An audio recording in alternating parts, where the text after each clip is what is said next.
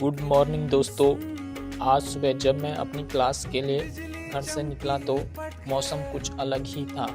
आसमान में हल्के हल्के बादल थे और ठंडी ठंडी हवा चल रही थी। बारिश की हल्की हल्की बूंदें मेरे ऊपर गिर रही थी। बारिश बहुत ज़्यादा नहीं थी, बस एक नाजुक सी ठंडी ठंडी हवा चल रही थी जो मेरे दिल को सुकून दे रही थी।